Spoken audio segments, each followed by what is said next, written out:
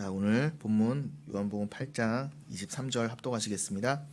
예수께서 이르시되 너희는 아래에서 났고 나는 위에서 났으며 너희는 이 세상에서 속하였고 나는 이 세상에 속하지 아니하였느니라. 아멘. 네, 우리가 지난 시간에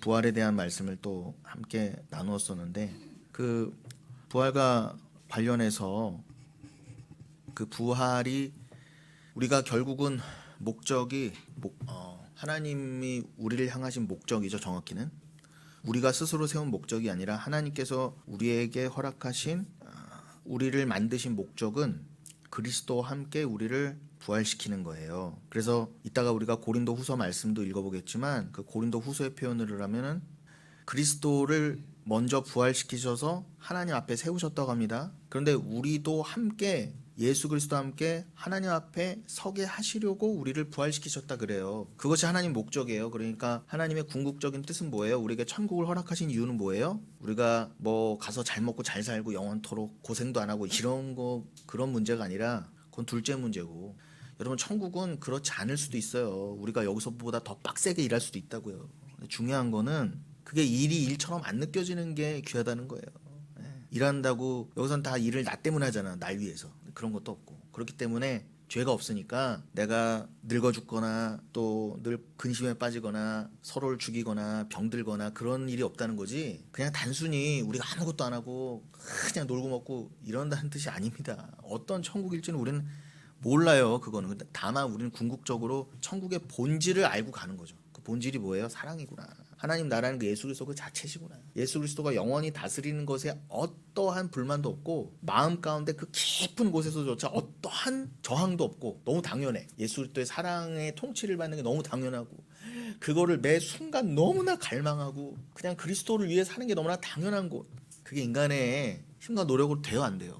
안 돼요. 될 수가 없어요. 여러분이 아무리 사랑하는 존재, 뭐 내 자식을 위해서도 나보다 더 자식을 못 사랑하는 게 인간인데 결국 자식도 왜 사랑해요? 예수도 왜 믿었어요? 자식도 나 때문에 사랑하고 나 때문에 예수도 믿었는데 그런 존재가 무슨 영원토록, 그것도 영원토록 하나님을 위해 삽니까? 아무튼 그것이 천국의 본질인데 그것을 성경에서는 부활을 통해 설명하실 때 특별히 우리가 조금 이따 나눌 고린도서의 표현으로, 고린도 후서의 표현으로 뭐라고 하셨다고요? 우리를 그리스도와 함께 딱 세우시려고. 세우다가 뭐라고 그랬어요? 히스템이라고 했잖아요. 히스템. 그 단어는 우리가 꼭 기억할 수밖에 없죠. 그래서 성경 곳곳에 주와 함께 똑바로 서는 장면이 많이 나와요. 뭐 당장 예를 들면은 12해 동안 알았던 여자아이가 진정한 남편이신 예수 그리스도를 만나니까 그냥 12살 먹은 애였죠. 죄송합니다. 12살 앓은 거는 그 직후에 나오는 마가복음 5장 그 직후에 나오는 12해 앓았던 혈루병 여인이고, 그 직전엔 뭐예요? 야이로의 딸. 야이로의 딸이 12살이었어요. 그럼 뭐야, 뭐 12살에도 결혼할 수 있다는 그 뜻이 아니라, 그런 의미가 아니라 우리가 그 12이 상징하는 바, 그거는 아들의 숫자고 완성의 숫자잖아요. 구원의 숫자잖아요. 하나님 우리에게 구원을 설명하시려고, 아들을 설명하시려고 12이라는 개념을 주셨단 말이에요. 그래서 야곱의 12아들이라는 것도 모형으로 보여주셨고, 그래서 그렇구나, 성경 말씀을 잘 읽어보니까 결국 우리로 하여금 진리, 곧 그 아들이신 예수를 낳는 게 곧 아들을 낳음이구나. 진짜 아들을 낳음. 그래서 생물학적으로 아들을 못 낳아도 괜찮아요. 여러분 남자는 어떻게 애를 못 낳는데, 그리고 결혼 안 한 여자도 못 낳잖아요. 그러니까 생물학적으로 애를 낳고 안 낳고는 전혀 중요한 게 아니에요. 그래서 사도 바울이 그런 애 낳음 말고 여자는 아이를 낳음으로 구원을 받는다라고 표현한 거는 단순히 꼭 여자는, 생물학적 여자는 결혼해서 아이를 낳는다가 아니라 그 여자만 구원받는다가 아니라 성경에서 말하는 여인은 교회를 말하잖아요. 교회는 반드시 아이를 낳게 돼 있다. 그 아이는 진리라고 하는 아이인데 그거는 아들이라 그래. 그래서 너희가 진리를 낳으면, 즉 예수를 믿고 예수한테 받은 그 씨를 잉태하여서 진리를 낳으면 그 아들이라 그러잖아요. 그러면 아들을 낳은 여인을 아들로 삼아줄 게가 성경이에요. 왜요? 아들과 나는 하나가 되었으니까. 나는 아들을 위해서만 살았고 그 낳은 아들을 위해서도 영원히 살 거니까 너를 아들로 그냥 여겨주시는 거를 구원이라 그래요. 그럼 그것을 부활이라고도 합니다. 그래서 그 12살 된 여자아이가 진짜 남편이신 예수를 딱 만났을 때, 그래서 일부러 12살 먹은 아이를 알아눕게 하셨다가 예수를 만남으로 딱 일어서게 하신 거예요. 그러면은 그 여자아이가 그 부잣집에 잘 자란 딸내미도 불구하고 거기서 태어났는데 시름시름 항상 앓은 거예요. 12살밖에 안 되는 거. 그럼 하나님이 다 하나님의 영광을 위해서 예수 그리스도와 딱 만나게 하시려고 예수 그리스도라는 뜻을 위해서 그 여자아이도 자녀도 아프게 하셨다면 그게 우연이에요? 아니에요? 그러니까 성도에게 있어서 내가 뭐 조금이라도 감기 하나 걸리는 것도 우연이 있을 수 없어요. 여러분 나한테 왜 이러세요? 그런 말 하지 마세요. 다 하나님의 정확하신 계획과 뜻 가운데 여러분의 인생을 지금 주관하고 이끌어 가시는 아주 치밀한 계획 가운데. 그런데도 그 야이로는 물론 원망도 있었겠죠. 그러나 그 딸이 아픈 가운데 마음을 하나님께서 잘 만져주시는 가운데 결국 예수 그리스도를 영접할 수밖에 없는 낮은 마음이 되게 하신 거예요. 딸의 아픔을 통해서. 그럼 수요예배 때도 말씀드렸지만 입다 같은 인간도 그 딸의 죽음을 통해서 마음이 낮아졌겠죠. 교만하고 서원이라는 것도 율법을 무시하고 함부로 내가 서원의 개념도 다시 왜곡시켜서 함부로 하나님께 뭐 드린다 어쩐다 율법주의로 나갔던 거 입다도. 서원은 그저 하나님과 나 사이에 화목된 것을 기념하고 감사하는 의미로 드리는 게 화목제물인데 그거를 변형시켜서 내 복을 얻어내는 수단과 방법으로 그것을 이용했다가 딸이 죽어나갔잖아요. 근데 그 딸은 무명의 딸로서 처녀딸이었어요. 그것은 예수 그리스도를 상징합니다. 흠없고 점없는 그 예수 그리스도가 우리 때문에 죽으심을 상징하는 거예요. 죄 없는 처녀딸이 아버지의 죄를 가지고 죽잖아요. 그리고 그 딸은 내가 왜 죽어요? 아버지가 죽으면 죽었지 내가 왜 죽어야 돼요? 하는 그런 마음이 들 수도 있는데 2달 동안 산에 올라가서 울고 내려와서 장렬하게 가잖아요. 그것도 아빠의 손에, 친아빠의 손에. 그 2달 동안 가서 울었다는 것은 그 예수 그리스도가 겟세마네에서 울고 땀이 피가 되도록 기도하신 거의 상징이죠. 그리고 그 입다의 딸은 죽고 나서 온 이스라엘이 나흘 동안 애곡을 했다 그래요. 나흘 동안 애곡을 했다. 그러면 주인공이 누구예요? 우리는 다 입다, 입다. 그냥 하나님께 소원 드려갖고 전쟁에 승리한 입다, 암몬을 이긴 입다, 사사, 장군 뭐 이렇게 해서 입다를 본받자 입다 그러지만 성경에서 정작 누구를 주인공이라 그래요? 처녀딸, 무명으로 죽은. 그러니까 여러분 무명으로 죽었다는 거는 누군가의 이름을 가지고 갔다는 거 아니냐요. 그러니까 예수가 그렇게 아무 이름도 없이 죽으신 거예요. 왜요? 우리라고 하는 이 죄인의 이름을 갖고 가셔야 되니까. 그리고 왜 나흘이에요? 물론 예수 그리스도가 부활하시 전에 사흘도 포함되는 개념이지만 여러분 나사로, 요한복음 11장에서 나사로가 마르다와 마리아의 오라버니인 나사로가 며칠간 있었어요? 굴 안에 죽은 채로 나흘간 있었다. 근데 예수님이 일부러 어떻게 해요? 일부러 그냥 누가 봐도 이건 죽었다. 그 가족들도 어떻게 해요? 특히 그 마르다가 고 지지배 뭐라고 그래요? 그때 예수님이 있었으면 왜 이제 오시냐고. 예수님이 일부러 늦게 가신 걸 인정 안 해. 예수님이 일부러 냄새 폴폴 날 때까지 기다리셨다 그래요. 분명히 성경에선. 원래 있어야 될 곳에 이틀을 더 유하시고 나흘을 채우셨다 그러잖아요. 마르다는 자꾸 원망하는 거야. 예수님 왜 이제 오세요? 조금만 일찍 오셔서 우리 오라버니 살렸잖아요. 그럼 장례 안 치렀잖아요. 또 나를 믿으라 그랬잖아요. 그럼 하나님의 영광을 보리라. 내가 말했어 안 말했어? 못 알아먹는 거예요. 마르다는. 그냥 뭐 한다고 일하기만 바빴지. 나 주님 뭐 했어요. 쟤는 왜요? 쟤는 왜 저러고 있어요? 마리아는 왜 일하네요? 이런 말만 했지 전혀 예수님의 뜻을 모르는 여자였어요. 그게 우리 아니었어요? 우린 다 마르다였어요. 다 죽을 뻔했다고. 근데 그 마르다가 또 욕할 뻔했어. 마르다가 뭐라고 욕했대. 뭐라고 또 말해요? 예수님 이게 오라버니가 아직 안 죽었다. 잠자고 있다. 그 어디 있느냐 그랬더니 지금 무슨 말씀하시는 거예요? 우리 오라버니가 지금 나흘 동안 시체가 돼갖고 이미 풀풀 썩어서 냄새가 나는데 뭘 시체를 이제 와서 찾아요? 요 따위 말만 했더니 마르다라고요. 여러분 우리의 모습 좀 가운데 마르다라는 모습이 너무 많이 보이지 않습니까? 우리 애는 자꾸 마리아라고 착각을 해요. 우리가 아니라니까요. 우리는 아무리 봐도 마르다예요. 그래서 그 처녀딸도 나흘간 콱 죽어버린 거예요. 그냥. 왜요? 완벽하게 죽었다. 나사로가 완벽하게 죽어야 완벽하게 부활이 되죠. 물론 나사로의 그 회생은 영원한 우리의 부활을 예표하는 거기 때문에 나사로는 굴에서 살아 돌아와도 또 죽었지만 그 영생으로 어쨌든 들어갔잖아요. 부활을 말하니까 믿는 자는 사가 상징하던 완벽한 죽음. 말 그대로 여러분 한문에서는 또 사도 죽을 사자도 있잖아요. 그런 것처럼 이게 우연이 아닙니다, 여러분. 우리는 여기서 완벽하게 4의 숫자로 죽어야 돼요. 완벽하게 죽어요. 그 동서남북 완벽하게 막혀야 돼요. 여러분 한자이가 나와서 그렇지만 여러분 요즘 제가 바벨론 포수 얘기 많이 하죠. 원어에선 박빌론이라고 되어 있습니다. 진짜 발음은 바빌론이에요. 그 바빌론에 포수됐다 그러잖아요. 우리가. 포수란 말은 국어사전에 안 나오지만 제가 왜 자꾸 쓰냐면은 신학적으로 많이 쓰기 때문에. 그럼 바벨론 포수가 한문을 굳이 쓰면은 잡을 포자에 묶어둘 숫자예요. 가둘 숫자. 그럼 잡아서 묶어놨다는 거예요. 그 포로 아닙니까? 그런데 그 포수할 때 수가 여러분 사람 인자에다 이렇게 막아놨어요. 사방을. 찾아보세요. 한자 사전. 가둘 수, 묶을 수를 뭐라고 했다? 여러분 왜 구치소나 형무소 가면은 수인 번호라고 있잖아요. 그 수인이 뭐예요? 형무소에 갇혀있는 사람은 수인이라 그러잖아. 그 수인의 숫자가 가둘 숫자라니까요. 그럼 사람 인자에다가 4로 가둬놨어요. 완벽한 불가능이에요. 여러분 사람의 숫자는 성경에서 2라고 합니다. 한자에도 사람 인자를 이렇게 2획으로 해놔요. 그거에 내수로 가둬놨어. 6이잖아요. 완벽한 불가능해요. 완벽하게 갇혀있어. 여기서 풀려나려면 어떻게 해요? 성경에서는 너 사랑을 다 깨달아야 돼. 사랑을 다 깨달았을 때 4 한쪽이 열릴 거야. 그게 붕괴되고 3으로 완성돼. 그게 4에 3으로 돼서 7이야. 그게 지금 뭔 말 하나 여러분 그러시는 분들 혹시 계신가요? 여기 안에서도 여러분 다 양육을 받으셨기 때문에 여러분 다 아실 거고 유튜브로 뭔 말이 하는 사람들 할 수 없어. 그럼 그냥 넘어가요. 그냥 듣고 자꾸 반복하든지 그런가 보다 하고 넘어가세요. 제가 뭐 더 이상 시간을 들여서 이런 거 다 일일이 또 설명할 시간이 안 돼. 그냥 공부들 좀 하시는 말에 제가 빨리빨리 진도를 나가고 그냥 대충 이렇게 던져드리면은 착각착각 알아듣는 그걸 전제하에 제가 넘어가야 되니까. 아무튼 성경에서는 산상수에서 뭐라고 그래요? 예수님이 너 한 홀이라도 옛날 성경 한 홀이라도 이거는 요즘 성경 한 푼이라도 다 못 갚으면 못 나온다가 그 뜻이에요. 4로 갇혀 있잖아 네가. 그럼 그거를 사랑으로 자 예수 그리스도는 사랑이야. 율법은 사랑이야. 그죠? 고린도후서 3장 마지막 부분에 뭐라고 그랬어요? 고린도후서 3장 중간 부분인가요? 뭐라고 그럽니까? 사도 바울이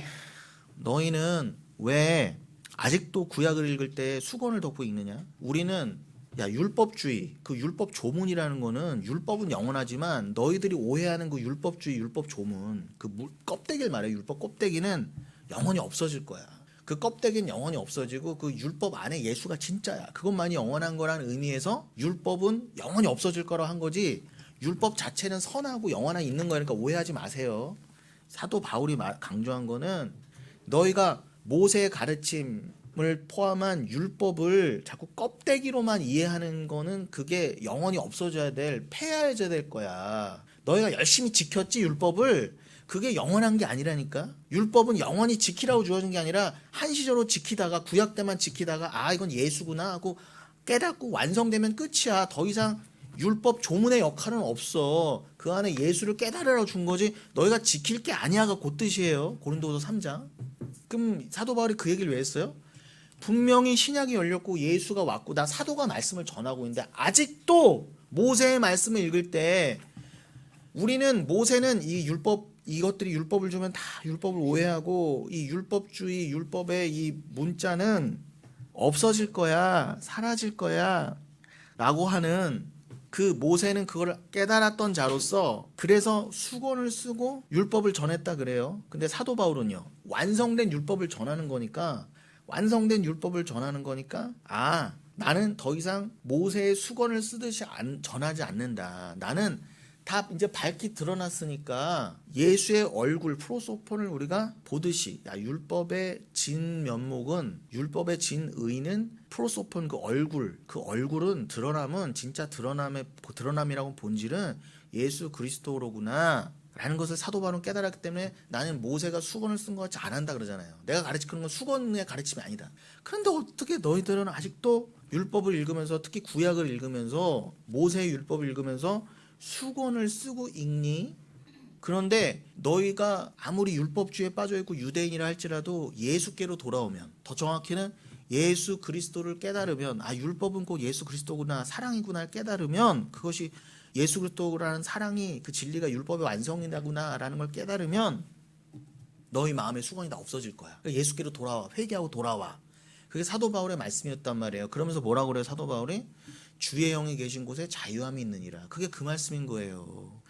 내가 예수 믿고 성령 받으면 뭘 해도 괜찮다가 아니라 뭘 먹어도 괜찮고 뭘 해도 괜찮고 이미 나는 구원 받았으니까 그런 의미가 아니라 막 살아도 돼가 아니라 이 율법 조문에 갇혀있던 자 말씀의 껍데기 안에 갇혀있던 자는 늘 부자유하잖아요. 교회 다녀도 부자유했잖아요. 우리가 늘 그전에 교회에서도 그랬고 그러면 진정한 자유가 뭐라고요? 우리는 자유함이 뭔지도 모르고 그냥 묶여 있었다고요. 행위에 갇혀 있었고 다른 사람들한테 근사한 기독교인으로 그냥 보이려고 복받은 사람인 척, 그냥 나 예수 잘 믿는 그런 사람인 척 살려고 가진 노력을 다하면서 그냥 잘 보이려고 예수를 믿었단 말이에요. 나까지 속여가면서 스스로를. 그게 부자유함입니다. 그런데 정말 예수 그리스도를 만나면, 그를 사랑하고 믿게 되면 진정한 자유함이 있는 거야. 즉 너에게서 율법의 조문이 떠나가는 거야. 너를 얽매였던 그것이 가능케 하시려고 우리에게 주신 이가 성령이야. 그래서 너에게 성령이 주어지면, 그 성령이 함께 계시면, 그 성령이 계신 곳에 자유함이 있는 거야. 그 자유함이 뭐라고요? 율법의 속박에서 자유되는 거지 함부로 살라가 아니라는 거죠. 그냥 꼭 그런 거 조문 하나만, 말씀 하나만 띄어다가 벽에다 붙여놓고 주의 영이 계신 거 자유함이 이렇게 뭔 뜻인지도 모르고 그렇게 살면 안 된다는 거예요. 여러분, 제가 가만히 아무리 생각해봐도 다른 사람들이 어떻게 생각하거나 그런 건 상관없어요. 우리가 깨닫고 생각하는 바가 중요하잖아요. 모든 이 티.대.미로 주신 만물을 보면서. 그럼 뭐예요? 우리가 부자유하게 있었던 곳을 우리가 지난 세월 있었던 교회라고 칩시다. 그럼 거기서 우리 지금 다 나왔잖아요. 근데 별 소문이 다 들려요. 그러면 여러분 그런 생각 안 드세요? 이거는 저와 여러분이 그 교회에서 나왔기 때문에 그렇게 된 거다. 이렇게. 저는 그렇게 믿어요. 거봐라 우리한테 그러더니 꼴 좋다 이 소리가 아니라, 여러분 분명히 하나님이 말씀하시잖아요. 내가 이 세상을 두는 이유는 너희들이 여기 있기 때문이 아직. 근데 너희를 내가 이 세상에서 잘 연단시키고 여기를 1260일 동안 3년 반 동안 잘 양육시키고 난 다음에는 내가 다 그대로 천국으로 내 언약대로 뽑아 올릴 거야. 그리고 난 다음에는 이 모든 천하 만물을 다 우주를 없애버릴 거야 라고 성경은 말씀하시죠. 그런 것과 똑같이 그럼 여러분 여기를 지옥같이 여기신다는 거잖아요. 그나마 우리가 있으니까 여기를 두셨지만, 우리가 여기서 진리가 됐던 사람들을 다 건져 가시면 여기를 다 없애신다는 건 뭐예요? 다 심판하신다는 거잖아요. 여기를 지옥처럼 여기신다, 그 뜻이잖아요.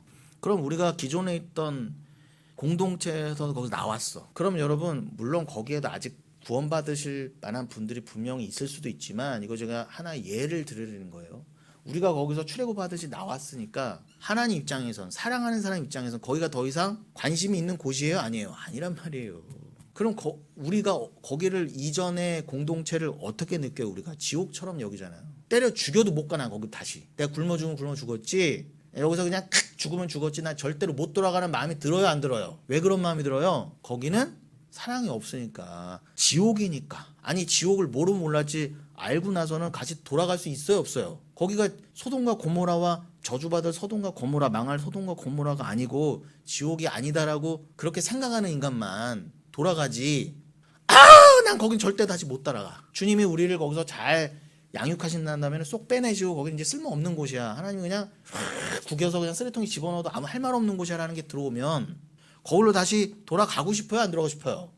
안 들어가고 싶으면 우리 정상이란 말입니다. 그럼 그런 거 하나를 봐도 우리가 다 그 티.대.미를 놓고 봐도 우린 진리를 알 수 있잖아요. 그럼 우린 시스템이 된 자들이에요, 그 티.대.미를 통해서. 그럼 티.대.미 하나만 더 말씀드려요? 불편하십니까? 왜 그렇게 고개를 갸웃갸웃하세요? 제 말이 틀렸나요?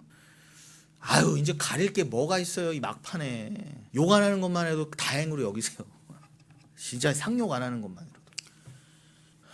700년 전 씨앗이 발화된 일이 있었어요. 무슨 말이냐? 저기 경상남도 함안에 가면 성산산성이라는 곳이 있어요. 이름이 성산산성이에요. 한자를 찾아보니까 그냥 성성자의 성산, 산성이야. 별 의미는 없어요. 전 성산이 혹시 그 성산인가 했는데 아니야. 아무튼 거기는요, 예전에 삼국시대부터 통일신라 때도, 고려시대 때도, 조선시대 때도 계속 뭐 성읍으로 쓰였던 아주 중요한 곳이에요. 아주, 그러니까 역사적 유물들이 겹겹이 다 쌓여 있겠죠. 그러니까 1991년부터 거기를 계속 이 학자들이 거기를 판 거예요. 지금까지도 수십 년 동안. 그러면 또 발굴하면 뭐가 또 나오고, 발굴하면 뭐가 또 나오고, 어떤 때 발굴하면은 신라시대 때 게 나오고, 어떻게 때 발견하면은 고려시대 때 게 나오고 막 이러는 거예요. 어느 때 발굴하면 막 조선시대 게 나오고. 그런데 어느 날은 씨앗 하나가 나왔네. 그런데 이걸 탄소 연대 측정을 해보니까 고려시대 거래요. 700년 전 거래.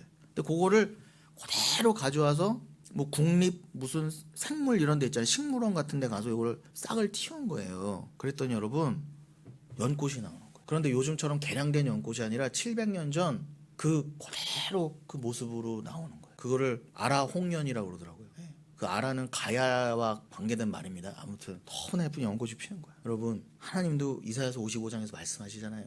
내가 말씀을 전하는데 어떻게 헛되게 돌아오겠니? 야, 내가 비 한 방울을 내려도 그게 비가 싹 내려서 식물에 싹을 틔우고 꽃을 틔우고 열매를 맺게 하는데, 아니 여러분 700년 된 꽃씨도 나오잖아요. 꽃이요. 그럼 여러분 티떼미조차도 하나님이 말씀하신 대로 그대로, 야 꽃아 너는 그 생명을 품고 있으니까 아무리 700년 7000년이 지나도 다시 물을 주고 네가 환경이 되면은 너는 싹을 틔우고 꽃이 나렴하고 하나님이 거기다가 언약을 담아주셨기 때문에 씨는 그렇게 되는 거란 말이에요. 그래서 말씀드린 것처럼 이사야서 55장에서 뭐라고요? 우주 만물도 그러할진데 나의 말씀이 헛되이 돌아오겠니? 내가 한 번 한 말이 반드시 완성을 맺고 결말을 맺고 종결을 맺고 종말을 맺고 완성이 되지. 그럼 하나님의 언약이 뭐예요? 뿌린 씨가 뭐예요? 하나님의 말씀이.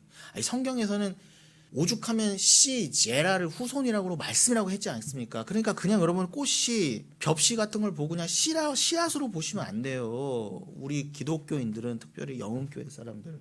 제가 오죽하면 지금 경상남도 함안 얘기까지 말씀드렸으니까 700년 된 꽃씨까지 헛되이 여러분 뿌려지는 말씀은 없어요.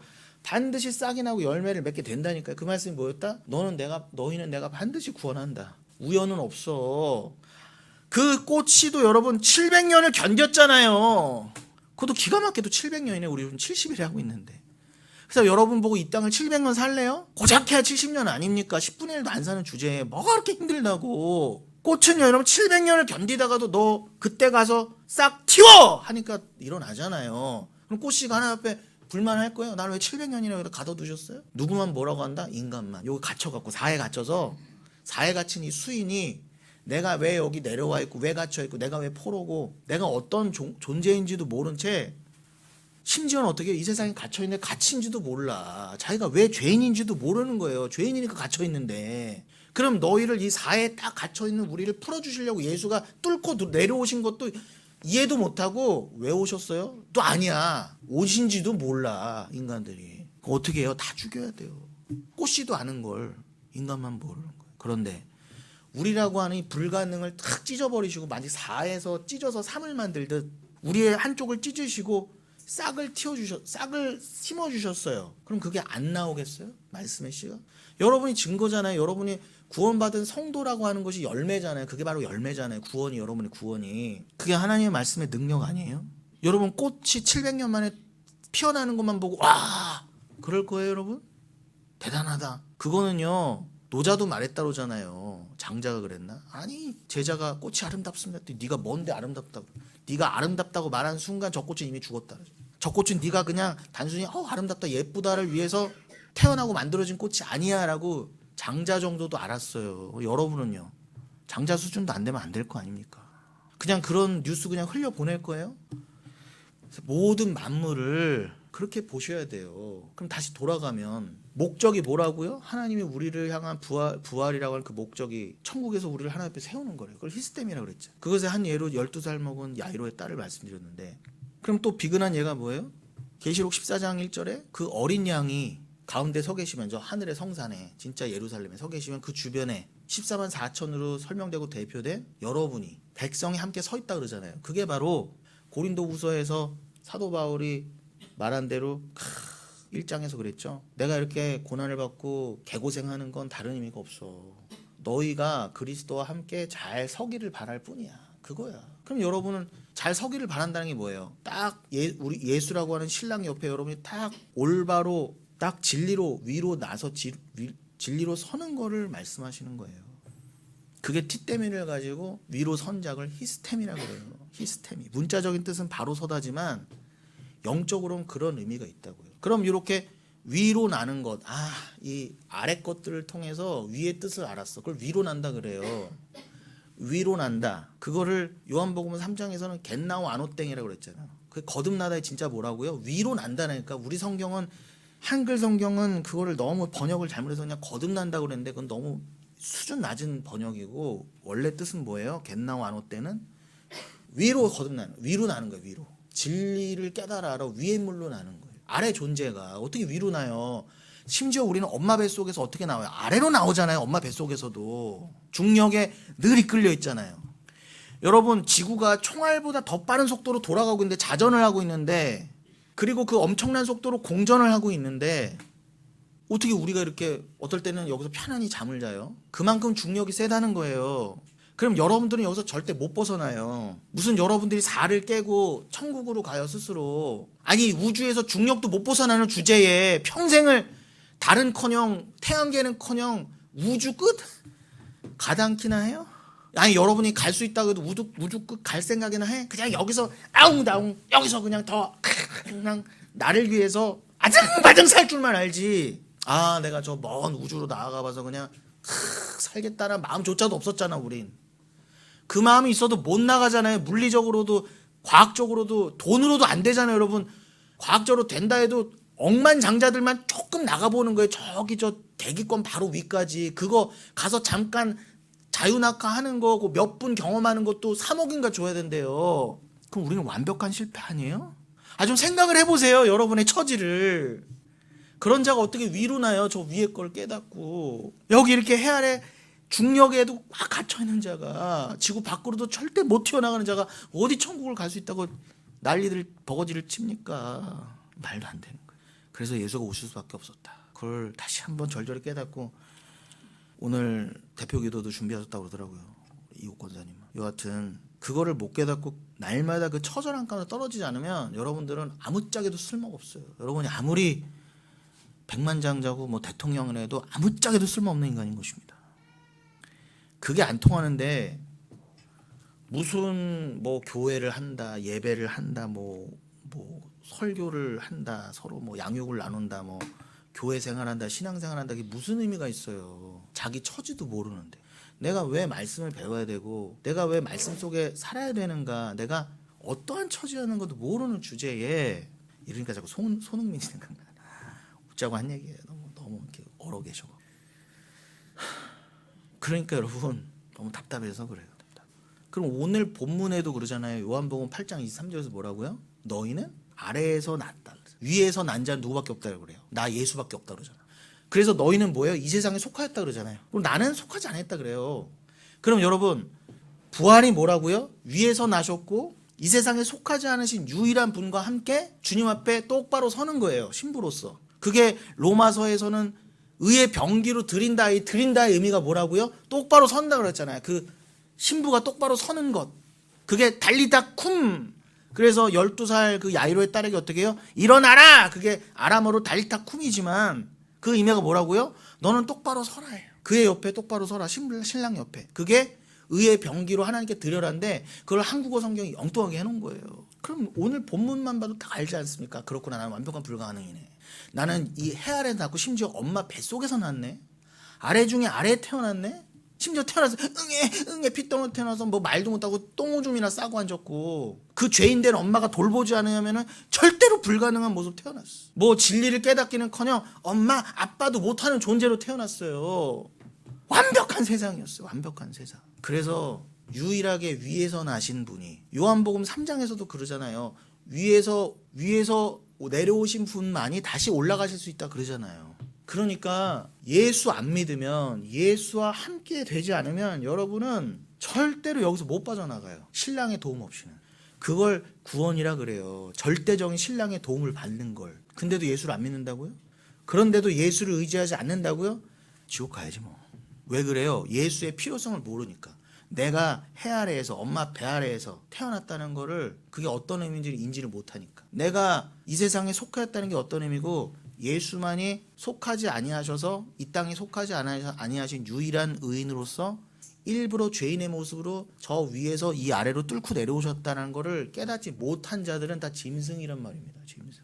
다 지옥 간대요. 그래서 여기에 토를 달 수 있는 사람은 아무도 없다는 거예요. 자, 그럼 다시 제가 왜 이렇게 다시야 이렇게까지 구구절절이 왔어요? 우리가 지난 시간에 부활의 의미를 잘 다시 한번 또 나눴다고 했는데, 그 부활이 아나스타시스, 그걸 동사형으로 한 아니스테미잖아요. 그럼 아니스테미가 뭐예요? 아나와 히스템이 합성어란 말이에요. 지금도 설명하고 있는 히스템이. 여러분 이제 영음계 성도라면 그 정도는 아셔야 돼. 아니스템이 하면 뭐의 합성어?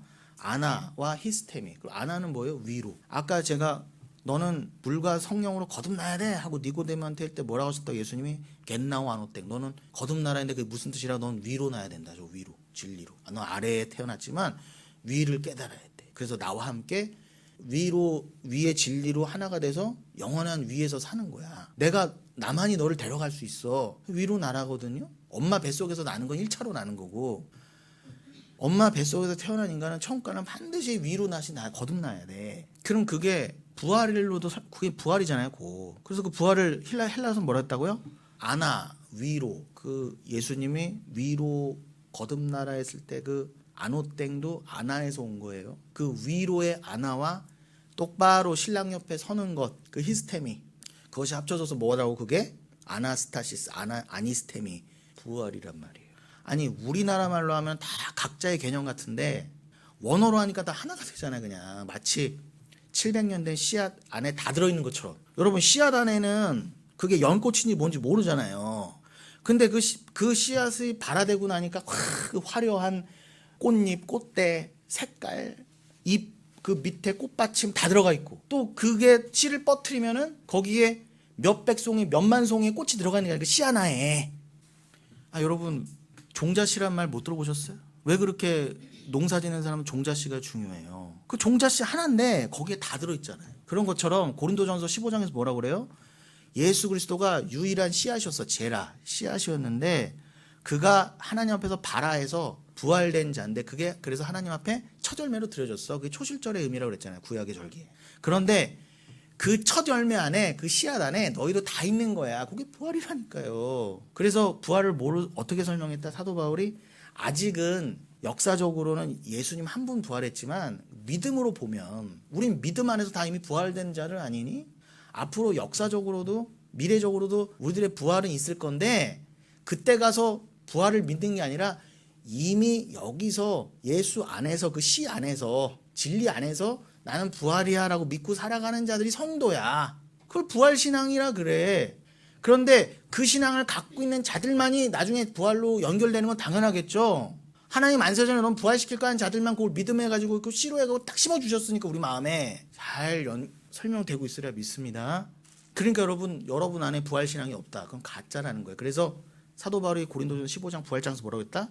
너희가 부활신앙이 없으면 너희도 다 가짜고, 부활이 없다 그러면 우리가 전하는 바도 다 가짜고, 다 가짜다 그러는 거예요. 그러니까 여러분 부활이 이렇게 중요한 거예요. 그런데 우리 교회가 부활절 안 섬긴다고 뭐라고 할 거예요? 우리 교회를? 우리 교회는 오늘도 이렇게 부활에 대해서 얘기하는데 그 앞에 계란 좀 갖다 놓고 앞에다 꾸미는 게 그렇게 중요합니까? 아니 주의 영이 계신 곳엔 자유함이 있다면서요. 왜 꼭 계란을 까먹어요 그날은? 아니 그러면은 사도 바울이 고린도 후서 얘기가 나오니까 하는 말이에요. 고린도후서 1장에서 뭐래요? 우리는 속으로는 아니요 하면서 겉으로만 예예 하는 사람이 아니라 그랬잖아요. 그러면은 계란을 끝까지 했으면은 계란이라도 끝까지 잘 드리던가. 계란값 올라간다 어떻게 해요? 감자 갖다 놓고 있잖아요 요즘에는요. 그게 할 짓이냐고요 그게. 그거 좀 계란 감자 좀 안 드린다고 말씀이 없는 겁니까? 교회가 아닌 겁니까? 진짜 씨가 있어야죠. 진짜 말씀이 있어야죠. 그래야 교회죠. 씨도 없는 주제 말 그대로. 씨도 없는 주제.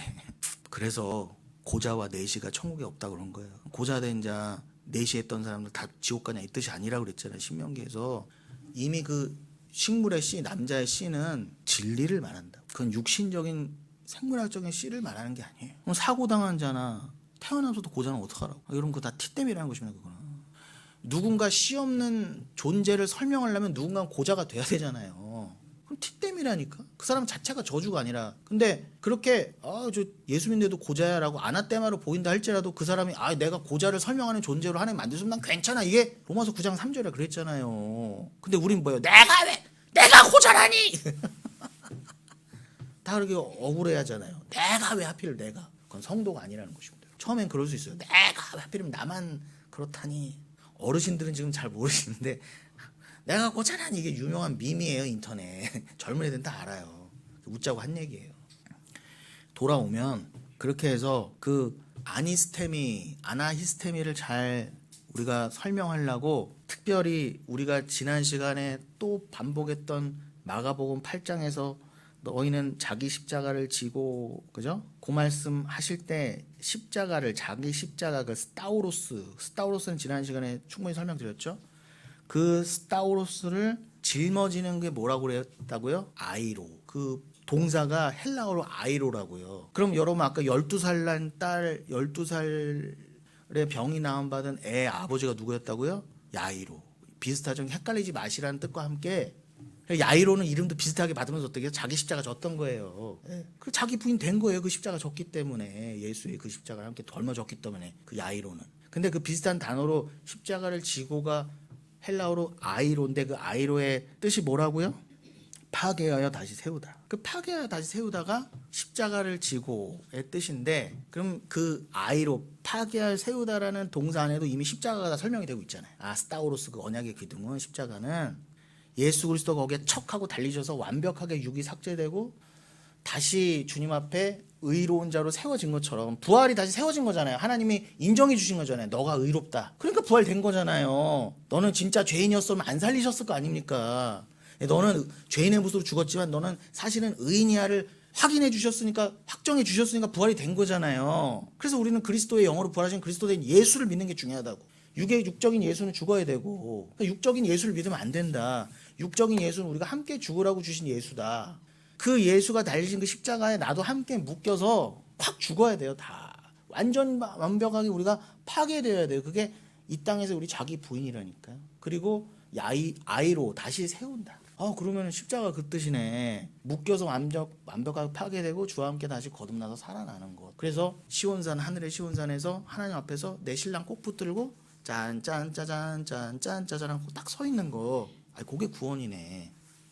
자, 요러한 틀 안에서 예고해 드린 대로 다시 고린도전서 15장으로 돌아가면 15장 31절로 34절에 거의 한 달 전에 우리가 고린도전서 15장 34절에 그 속지 마라라고 한 제목으로 한 2주간 나눴는데, 우리가 정작 속지 마라라는 뜻을 자세히 못 나눴기 때문에 우리가 고린도전서 15장 31절 34절을 다시 보는 겸 덧붙여서 우리가 못 나눈 내용들을 한다고 예고해 드렸었습니다. 그래서 31절로 다시 돌아가면 고린도전서 15장 31절, 특별히 고린도전서 15장 무슨 장? 부활장. 그러니까 지금 아나히스테미가 얼마나 잘 설명되어 있겠어요, 고린도전서 15장에.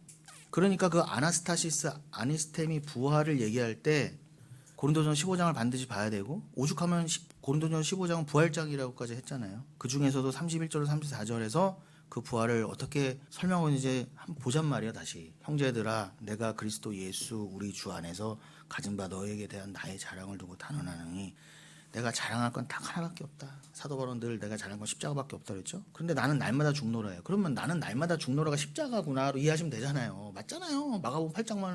마가복음 8장 예수님 말씀만 갖고 와도 어떻게 해요? 너는 나를 따르려거든 내가 준 너의 십자가를 각자 지고 자기 부인의 십자가를 지고 나를 따르라. 그러니까 그 복음서의 말씀을 사도 바울은 이렇게 재해석하고 재표현했구나. 사도 바울의 전체 서신을 보면 내 자랑은 십자가만이라고 하는데 그것을 나는 날마다 죽노라로 이렇게 표현을 했구나. 나는 날마다 죽노라에는 뭐가 들어가 있어요? 십자가가 들어가 있으니까 동시에. 그럼 여러분, 나는 날마다 죽으면 나는 날마다 살아난다는 거네. 이 땅에서 뭐가 살아나요? 내 옛사람이. 그러니까 절망이잖아요. 그러니까 나는 날마다 죽어야 되는데 내가 스스로 죽이려는 수 있어요, 없어요? 못 죽여내니까 주가 날마다 성령으로 나를 죽여내게 하신다. 그럼 그게 소망이잖아요. 그리고 내가 이렇게 죽고 진짜 이 땅에서 날마다 자기 부인을 경험하다가 이 세상에서 내 삶이 끝나는 순간 주와 영원히 하나가 되면 뭐예요? 이제 완벽히 내가 죽고 완벽한 진짜 살아남으로 날마다 살아났던 내 자아 말고요. 그건 이제 완벽하게 죽었고 주와 함께 살아나는 진짜 그 내가 기다리고 있을 거 아닙니까? 진짜 내가. 그걸 향해서 나는 날마다 죽노라. 그럼 거기에는 절망과 소망이 함께 들어가 있는 거잖아요. 동전의 양면처럼 죽음과 부활이 함께 있는 것처럼 절망과 소망이 함께 있고 선악과와 생명나무가 함께 있는 거잖아요, 지금요. 그래서 여러분은 자랑할 거는 이거밖에 없어요. 나는 스스로 내 시퍼렇게 사는 자아를 못 죽여내. 오히려 살아나 날마다. 조금 변한 것 같았는데 저기 또 세상 끝에 가 있어. 세상 제일 앞에. 그런데 어떻게 나는 이미 죽었다 하는 것은 주 안에서 내가 부활 신앙을 갖고 있다는 거지. 어떻게 구원파처럼 나는 이미 구원 받았으니까, 난 이미 자기 부인이 됐으니까 마음대로 살아도 돼. 어떻게 그런 말이 나오냐고요. 사도 바울조차도 그렇게 말씀을 드리는 사도 바울조차도 오늘도 살아나는 나를 보면서 절망을 깨닫고 그래서 오늘도 예수님만을 성령만을 의지할 수밖에 없지. 그래 나는 이 털끝만큼도 내 스스로 못 죽여내니까 주님 오늘도 나를 죽여주옵소서라고. 이미 내가 오늘도 이렇게 불완전한 자로 드러났지만 나에게는 이미 주님이 부활 소망을 주셨으니 산소망과 믿음을 주셨으니 그 믿음대로 될 줄은 메시줍니다. 이미 나는 부활이니 주님이 그렇게 이미 정하셨으니. 아니 700년 된 꽃씨 안에서도 그게 너는 700년 후에 다시 피어나라면 피어나는 게 주의 말씀인데, 오죽하면 사도 베드로를 통해서 꽃은 시들고 잎은 마르나 주의 말씀은 영원할 거라고까지 말씀하셨는데, 이사야의 말씀을 사도 베드로가 인용했잖아요. 베드로서에서. 그 말은 뭐예요? 700년이 지나도 피어나는 꽃도 결국은 한낱 꽃이고 풀과 같다 그러잖아요. 그런데 말씀은요, 그 말씀, 꽃이 상징하는 바, 꽃씨가 상징하는 바, 씨앗이 상징하는 바, 진짜 씨앗인 말씀은요 영원하다 그러잖아요. 그 영원한 말씀에 내가 기대어서 이 죽고 죽지 않은 나를 보면서 야, 어떻게 이게 내가 구원이 가당키나 할까 깨달으면서 어떻게 해요? 그래도 믿어야지. 그 믿음을 주시니 감사합니다. 믿어지니 정말 감사합니다. 내가 이 불완전한 자가, 이 죄인 중에 괴수가 천국이라니, 주와 함께 영원히 살 수 있다. 내가 완벽하게 삭제된다니 오늘도 그 소망으로 살아가시란 말이에요. 그거보다 더한 위로가 어디 있어요? 사도 바울이 고린도후서 1장에서 그 소망만이 진짜다, 그게 진짜 위로라 그러잖아요. 그것만이. 저도 오늘 그 위로만을 전하는 거예요. 제가 여기서 문매를 하겠어요. 여러분에게 무슨 위로 드릴까요? 여러분, 도대체 제가 여러분에게, 아니 복 받아라, 병 나아라, 부자 되라 해도 실제로 병 낫고 부자 돼도 여러분 솔직히 그거 누구 탓으로 돌려요? 뭐 목사가 기도해 준 탓으로 돌려요? 아유, 내가 잘해서, 내가 하나님한테 잘해서, 내가 열심히 해서, 내가 기도해서 하라고 생각하지. 그런데 왜 꼭 안 되면은 목사 탓해요? 목사가 기도 안 해줘서. 아니 기가 막히다는. 그러니까 도대체 안 될 땐 남 탓이었고 잘 될 땐 자기 탓이고. 그럼 잘 되면은 뭐 보답이라도 해요. 그럼 아, 목사님 덕분에 잘 됐습니다 이렇게. 그러지도 않을 거면서 뭘 기도해 달라고. 아유 진짜 뭔 얘기하다가 지금 기가 막혀갖고 지금 그런 말도 안 되는 수준 가운데로 있었던 거예요. 난 날마다 따나토스의 죽음을 죽는다 그럽니다. 난 날마다 아무것도 아닌 게 되고 있다. 내가 심지어 사도 바울은 자기가 개척한 교회에서 매일 쫓겨나기까지 했어요. 그리고 저 말도 안 되는 설교를 설교라고 한다 이런 말까지 들었어. 말 같지 좀 않은 말 좀 그만 좀 해라 이렇게. 그래서 너는 말에 조라다 그런 좀 쓰는데 말은 뭐 영 이상하네.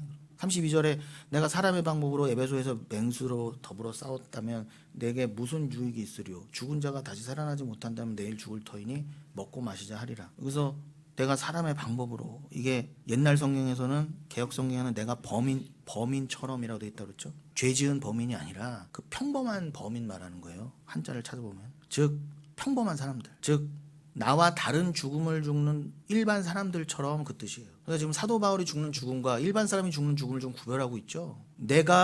나는 사람의 방법으로 죽는 그런 죽음을 말하는 게 아니야. 지금 일반적인 죽음을 말하는 게 아니야. 나는 지금 따나토스의 죽음을 말하고 있어. 그 뜻이에요.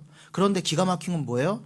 내가 일반적인 죽음을 예를 들어줄게 하면서 예로 든 게 뭐예요? 에베소에서 맹수와 더불어 싸워서 순교한 사람들 얘기하고 있는 거예요. 지금요. 그 당시에 예수 믿는 믿음 지키겠다고 에베소에서 맹수한테 물려 죽은 사람이 허다하다고 소문이 들렸어요. 여러분 뭐 글래디에이터 영화나 배너 같은 영화 보세요. 그 콜로세움 같은 데서 베스파시아누스 황제가 만들어놓은 그 콜로세움 같은 나라에서 그게 뭐 좋다고 거기 가서 관광지라고 가서 그러고 앉았습니까? 거기서 얼마나 많은 피가 쏟아졌는데, 얼마나 잔인한 죽음이 있었고. 그런데 설령 나 예수 믿는 믿음 지킬래요 하고 거기서 불까지 질렀어요. 사람에다가 불타 죽고 심지어 맹수해 죽고 그 글래디에이터의 손에 죽는다 할지라도 사도 바울은 그런 죽음을 뭐라고 그랬어요? 개죽음이다 그러잖아요. 개죽음. 그게 나의 부활에 무슨 유익이 있으리요 그러잖아요. 지금요 사도 바울이 돌맞을 각오하고는 말이에요. 뭐라고요? 일반적인 죽음을 얘기하는데 전혀 일반적이지 않은 죽음을 예로 들고 있잖아요. 우리가 봤을 때는 왜 일반적이지 않은 죽음처럼 보여요? 나도 저렇게 죽어야 되는데, 나 저렇게 순교해야 되는데, 떠받들어주고 막 성인이라고 가톨릭에서는. 개신교에서조차도 가서 순교하고 목 잘려주고 싶다. 목사들은 뒤에서 이러고만 있고 지들은 나가서 죽지도 않으면서 그런 사람 순교했다고 그러고 막 해주는 그런 말도 안 되는 상황을 지금 오히려 일부러 들어서 그거는 범인들의 죽음이다. 일반 죽음이야 그것도. 나는 그 죽음을 말하는 게 아니야. 그러고 있지 않습니까? 그게 나의 무슨 유익이야? 그게 내 구원과 부활에 무슨 유익이 있어? 죽은 자가 다시 살아나지 못한다면. 그래서 그 말을 하는 거야. 내일 죽을 터이니 먹고 마시자 하리라.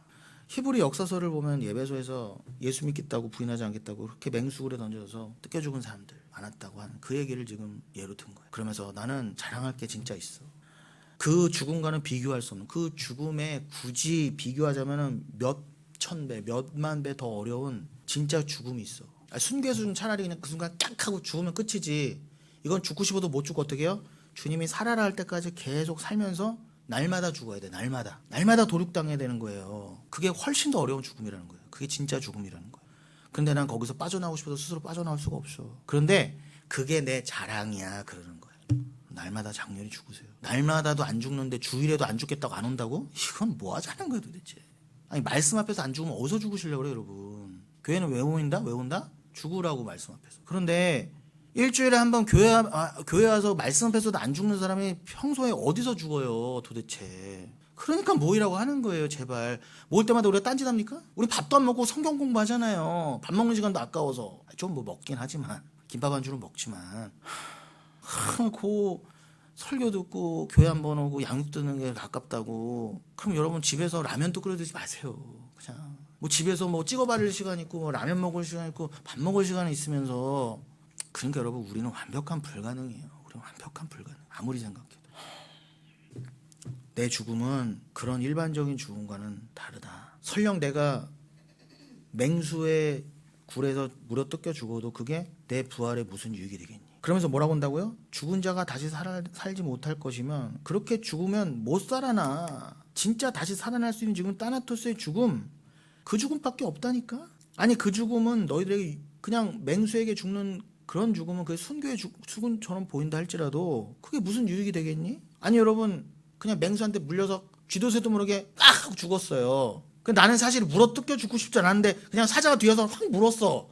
그래서 눈 떠보니까 죽었어.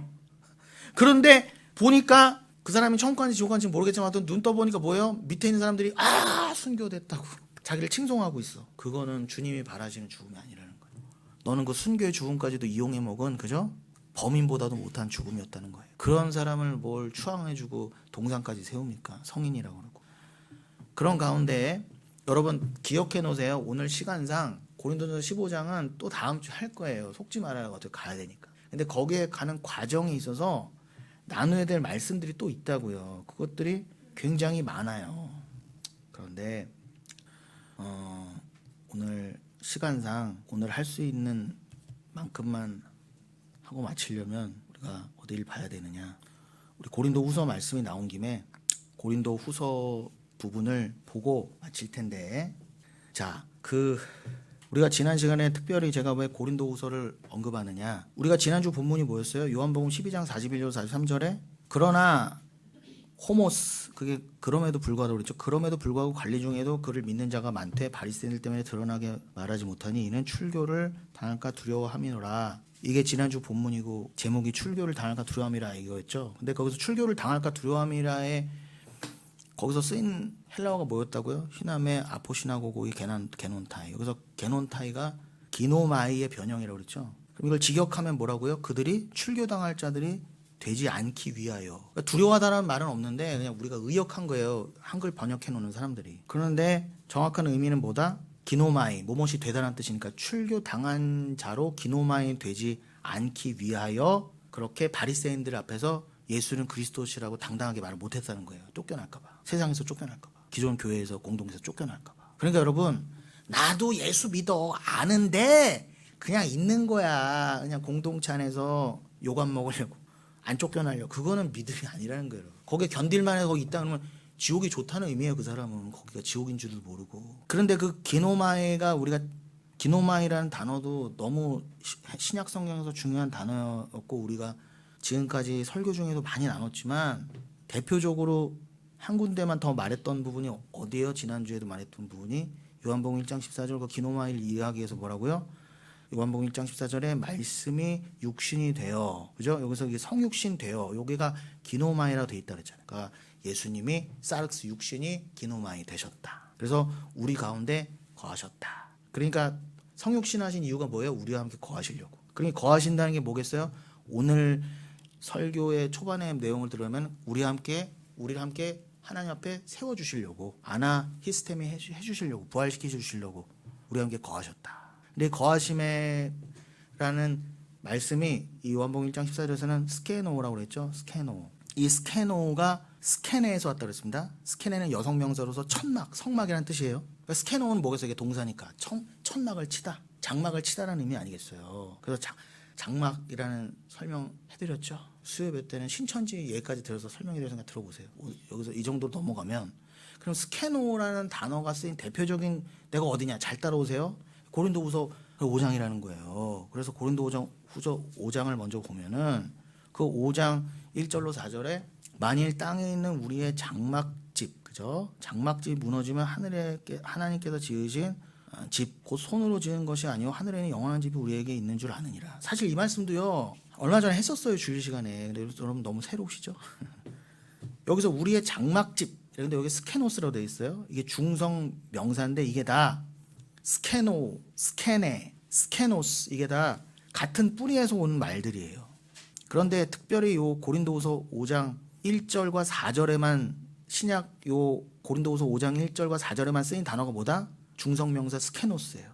이거는 다 스케노, 아까 거하시메나 여성명사인 스케네와 같은 어근이라고 그랬습니다. 근데 여기는 특별히 스케노스라고 그래서 일시적 거처로서의 인간의 육체라는 비유의 의미가 강합니다.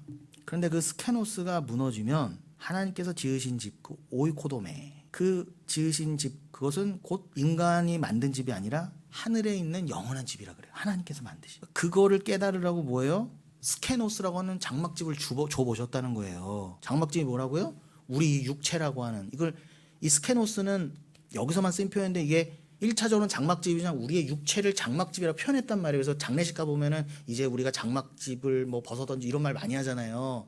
사도 바울이 굳이 스케노스라는 단어를 가져다가 우리의 육체를 임시적인 장막집으로 비유를 해본 거예요. 그런데 이 고린도 전서 15장에도 쭉 나오지만 이건 고린도후서 5장이고 고린도전서 15장의 부활장에서는 이 육을 뭐라고 그래요? 이 땅에서 입어야 될 형상이라 그러잖아요. 이 육이라고 하는 흙이라고 하는 형상을 보면서 하늘에서도 형상을 입지 않겠니?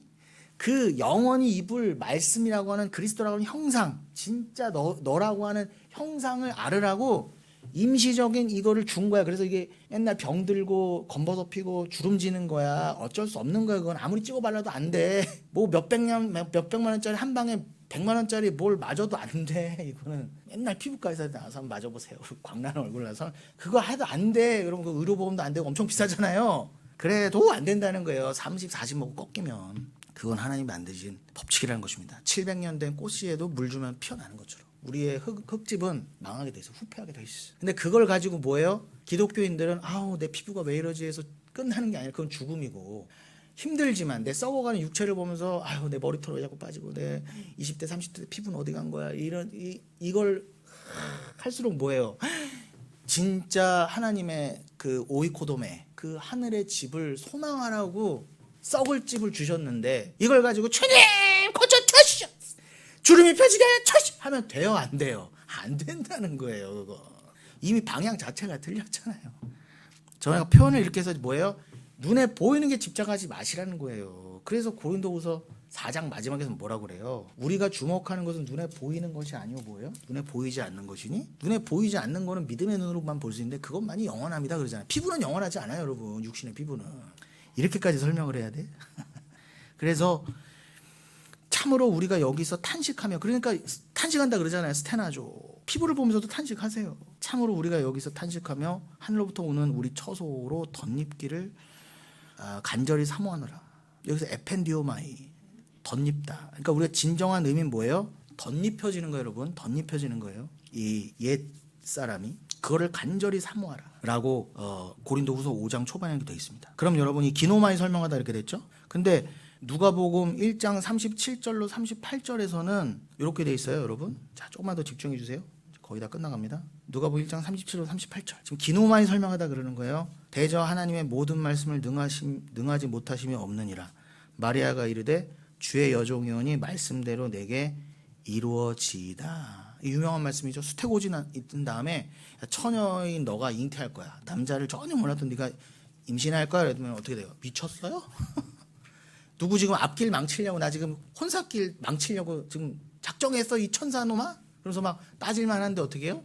주의 여종이오니 고난 어마어마한 고난이 예상되죠. 집에서부터 돌 날라올 거 아닙니까? 인연이 이거 어디 가서 이거 그래놓고 이게 말이라고 이게 변명이라고 뭐 성령으로 네가 남자를 모르고 이런 때려주기라고 가족에게부터 돌이 날라와요, 안 나올라요? 날라올 거 아닙니까? 여러분의 상황도 똑같죠? 엄마 아버지 진짜 예수 믿는 건 이런 거야. 진짜 교회는 이런 거야. 아무리 설명해도 뭐라 그래요? 이게 그냥 잠자코 있어. 쫓겨날 생각하지 말고 어디서 말도 안 되는 걸 설교라고 하고 앉았고 그걸 무슨 수준으로 듣는 거예요? 처녀가 잉태한 수준으로 듣는 거예요. 그냥 말도 안 되는 소리 하지 말라는 거죠. 이게 어디서 이게 잠자코 있으냐 집에다 쳐가두고 돌 던질 거 아닙니까? 부모부터도. 우리가 당하는 고난의 속성이 그런 거 아니에요? 그런데 지금 이 마리아는 어떻게 해요? 주의 여종이기 때문에 주가 어떻게 하시든지 누가 믿겠어 이거를. 처녀가 잉태한다. 그도 그렇게 처녀가 잉태한다는 걸 이미 이사야로부터도 알려주셨지만 이사야도 이걸 누가 믿을까요? 그랬잖아요. 이걸 누가 믿어요 이걸. 아하스한테 가져갔더니 아하스 새끼조차도 안 믿었잖아요. 왕조차도. 히스기야가 바로 전한 하나님 말씀도 죄송합니다. 이사야가 그 히스기야의 아버지인 아하스에게 처녀가 잉태할 겁니다. 아무도 못 알아먹는 거예요. 이건 예수 그리스도를 믿었을 때만 들리는 말씀이었는데 그러니까 마리아도 안 거죠. 이사야 때도 다 못 알아먹은 그 말씀인데 누가 알아먹겠어 지금. 우리 부모라고 알아먹겠어? 하는데도 주의 여종이오니 기노마이 한 거예요. 주의 말씀대로 내게 그 하나님의 뜻이 처녀로 잉태하는 게 이루어지이다. 처녀로 잉태하는 게 뭐예요? 말씀이 내 안에 들어오는 거잖아요. 여러분 안에 성령으로 그 씨가 성령이란 씨가 말씀이란 씨가 여러분 안에 심겨지기를 기노마이 그런 거예요 지금. 맞죠? 그럼 여러분 안에 씨가 심겼잖아요. 그걸 누가 보여줄 수가 있어요? 뭐 여러분이 성령으로 잉태해서 지금 예수를 낳았다는 걸 누가 믿어줘요 지금? 영흥교회가 다 이단이라는 소리만 하지. 돌 맞는 거예요. 그런데 마리아는 어떻게 했다고요? 이걸 실제로 애까지 배가면서. 그러니까 마리아는 더한 고생을 한 거죠. 우리는 그래도 애는 안 뵀잖아요. 근데 마리아는 실제로 우리의 상황과 처지를 설명하려고 우리 앞서서 마리아 어머님 저기 선조께서 그 고통을 실제로 예수를 육신으로도 품는 것을 통해서 설명하셨단 말이에요. 그걸 뭐라고 한다? 팁댐이라고 한다. 팁댐이. 우리한테 이렇게 앞에 이렇게 버려놓어 주신 설명용. 근데 그 기노마이에서 뭐가 온다 이제는? 모노게네스가. 그래서 이 마리아가 내게 말씀이 이루어지이다 한 게 기노마이라고 한다면 그렇게 해서 태어난 예수가 누구예요? 독생자잖아요. 그 독생자를 뭐라고 한다? 모노게네스. 그 모노게네스가 뭐에 합성하다? 모노스와 게노스의 합성어예요. 이 모노스는 유일한이라는 뜻이고 게노스는 뭐예요? 종류, 종족, 가문, 탄생이라고 하는 기본 뜻이 있는데 이 게노스에서 여러분 게놈 이런 거 많이 들어보셨잖아. 이 게노스에서 뭐가 왔다? 기노마이가 온 거예요. 그러니까 예수 그리스도라고 하는 그 독생자랑 이름은 유일하신 기노마이라는 뜻도 되는 거예요. 이해되시죠? 그러니까 이 기노마이라는 뜻이 그렇게 중요한 거예요. 그러니까 예수님 자체가 유일하신 하나님의 뜻으로 내려오셨어요. 내가 죽기까지 순종해서 십자가 지겠습니다 하고 오신 거잖아요. 그 예수를 유일한 모노게네스이신 기노마이 되신 하나님 뜻에 유일하게 완벽하게 순종하신 그를 내가 품으니까 나도 어떻게 되는 거야? 나도 기노마이가 되는 거예요. 그 모노게네스를 품었더니 나도 모노게네스가 되는 거라고. 이해되시죠? 얼마나 중요합니까? 여러분은 여러분이 받은 은혜는 그런 거예요. 그래서 마지막으로 우리 고린도후서를 보고 마친다고 했잖아요. 그러니까 제가 시간상 끝내더라도 이 누가복음 1장 37절 38절은 기노마이로 이해했고 누가복음 1장 37절 38절은 맞춰야 되니까 이 누가복음 1장 37절 38절을 이해하기 위해서 기노마이는 설명됐고 38절에 그럼 37절에 하나님의 모든 말씀을 능하지 못하심이 없느니라고 하는 이 그냥 읽으면 그냥 읽고 그렇지 하고 넘길 수 있는 이 부분에 또 크신 뜻이 있기 때문에 요거를 설명하기 위해서 간략한 시간 설명하기 위해서 고린도후서 4장 6절로 18절 요 말씀을 가지고 딱 누가복음 1장 37절의 말씀의 설명을 가름하고 끝내겠다는 거예요. 그럼 고린도후서 4장 6절로 18절이 뭐냐? 어두운 데에 빛이라 말씀하셨던 그 하나님께서 예수 그리스도의 얼굴에 있는 하나님의 영광을 아는 빛을 우리에게 비추셨느니라. 이게 마리아가 받은 그 빛이에요. 우리가 이 보배를 질그릇에 가졌으니 이는 심히 큰 능력은 하나님께 있고 우리에게 있지 않냐면 알게 하려 함이라. 보셔요. 7절에 뭐라 그래요? 심히 큰 능력은 누구한테 있다 그래요? 하나님께 있고 우리에게 없다 그러잖아요. 그게 아까 수태고지 때 마리아가 천사 앞에서 고백한 신앙 고백하고 똑같죠. 대저 하나님의 모든 말씀을 능하지 못하시면 없느니라. 그거를 사도 바울은 고린도서 4장 7절에서 뭐라고 했다고요? 우리가 이 보배를 질그릇에 가졌으니 이는 심히 큰 능력은 하나님께 있고 우리에게 있지 아니하고 알게 하라. 아니 어떻게 이렇게 말씀이 딱딱 맞아요. 이게 보배를 또 질그릇에 가졌다 그러잖아요. 이거 마치 엄마가 아이를 품은 거가 똑같잖아요. 그럼 우리는 질그릇이고 마리아는 질그릇이고 예수는 보배가 맞잖아요. 지금 그렇게 사도 바울은 설명하고 있는 거예요. 자기의 서신에서는 이 복음을. 그런데 여러분 더 자세히 말씀드리면 우리가 이 보배를 가졌다 그래요. 물론 보배는 예수 그리스도인데 이거를 고린도 후서 4장의 문맥상으로 하면 그게 정확히는 뭐예요? 그 바로 앞절 어두운데 빛이 비치라 말씀하셨는 그 하나님께서 예수 그리스도 얼굴에는 하나님의 영광 안에 비추 우리 마음에 비추셨느니라 하는 그 빛이 보배라는 거예요. 그러니까 어디 가서 함부로 보배를 무슨 보석 주님이 주신 나의 능력 무슨 복받음 나의 소원 성취 이런 걸로 제발 오해하지 마시라는 거예요. 성경에서 말한 보배는 딱 하나밖에 없어요. 그리스도의 얼굴에 있는 하나님의 영광을 아는 빛. 우리는 그것을 절대 못 알아먹었어요. 모세 때도 모세가 수건으로 가렸던 그 빛입니다. 그런데 어떻게 우리한테 이게 활짝 비쳤냔 말이에요. 그 하나님의 빛이. 모세도 감당 못해서 가려서 사람들에게 가렸던 그 빛인데 그 빛을 구약대리 직접 보면 다 죽었단 말이에요. 그런데 우리가 어떻게 그 빛을 예수 그리스도의 얼굴을 통해서 그 반영된 그 빛을 그냥 좋다고 그냥 우리가 그리스도를 통해 하나님을 알았다.